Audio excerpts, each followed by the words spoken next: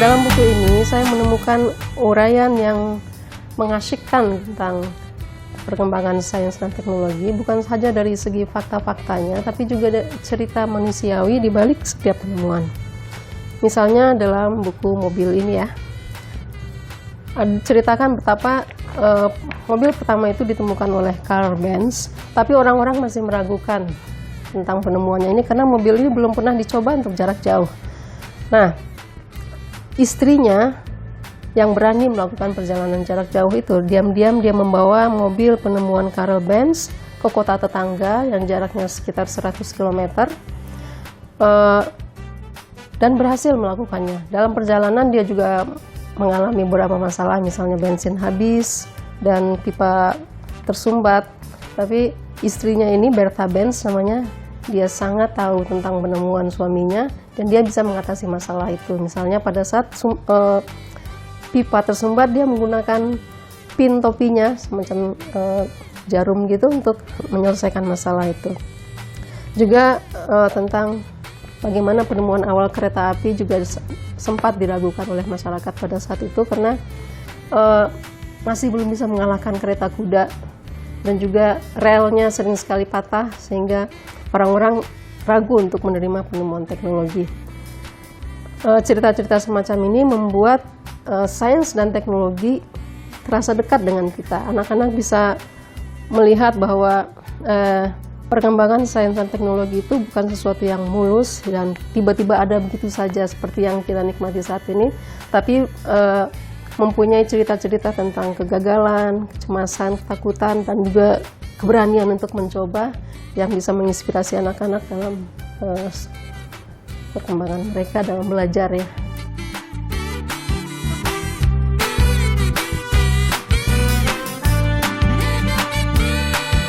Konten buku How and Why ini bisa mengakomodasi berbagai level pembacaan. Jadi anak bisa memulainya, bisa menikmati buku ini untuk waktu yang lama. Mungkin dia pada saat awal masih usia muda, usia kelas 1 SD misalnya gitu. Anak-anak bisa menikmatinya dari gambar dulu, karena gambar yang ada di dalam buku How and Why ini punya kualitas yang sangat baik. Kemudian pada level berikutnya dia bisa mulai menikmati teks yang lebih panjang. Jadi penyusunan buku How and Why ini juga dalam satu halamannya itu menuntaskan satu topik pembicaraan. Jadi tidak perlu tergesa-gesa menyelesaikannya, satu halaman, satu topik, satu halaman, satu topik. Kemudian di bagian akhir anak-anak juga mendapatkan penjelasan mengenai istilah-istilah kunci yang dipakai dalam buku ini. Jadi buku How and Why ini benar-benar bisa mengakomodasi perkembangan pengetahuan anak sejak mulai dari ketertarikan pada sisi visual hingga teks yang lebih panjang.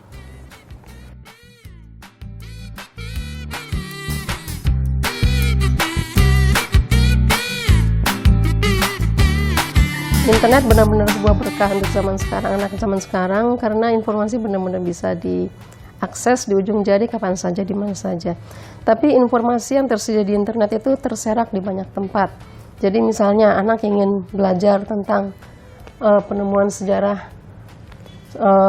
kapal misalnya, dia akan perlu mengunjungi banyak sekali situs. Dan orang tua yang mendampingi anak untuk membaca informasi di internet itu perlu melakukan verifikasi apakah informasi ini sudah betul, karena banyak sekali informasi di internet yang bisa kelihatan berlawanan gitu. Jadi kelebihan ensiklopedia tercetak ini adalah pertama kontennya terkurasi, dia lengkap untuk satu tema sejak awal sampai akhir, kemudian sesuai dengan level pembacaan anak, dan juga informasinya tuh terverifikasi, artinya kita tidak ragu bahwa itu informasi yang datang dari sumber yang benar dan bisa menjadi reliable gitu, dapat dipercaya. Kemudian satu lagi yang penting bahwa internet itu sangat banyak distraksi, banyak banner iklan, banyak perhatian bisa teralih oleh iklan game atau apa. Jadi kelebihan ensiklopedia ini karena pertama materinya terkurasi, kedua informasinya terverifikasi dan bebas dari distraksi gitu.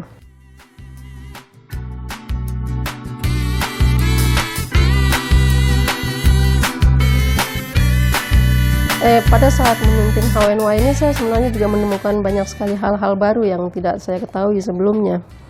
Jadi pertama-tama soal mengisahkan teknologi secara lengkap ya dari awal sampai akhir, bagaimana perkembangan sains dan teknologi itu juga melibatkan orang-orang yang punya ketakutan akan kegagalan, bagaimana kecemasan itu bisa diatasi, meyakinkan orang lain, sehingga akhirnya sains dan teknologi itu bisa diterima oleh masyarakat. Nah, ini merupakan pelajaran yang baik juga buat anak-anak pembaca buku HWNY, bagaimana kegagalan, ketakutan itu hal-hal yang merupakan bagian dari proses perkembangan sains dan teknologi hingga yang kita lihat sampai saat ini. Jadi selain mendapatkan cerita tentang topik-topik sains ini, anak-anak juga mendapatkan pelajaran tentang sikap belajar yang baik dari kisah yang disampaikan oleh jilid-jilid HWNY gitu.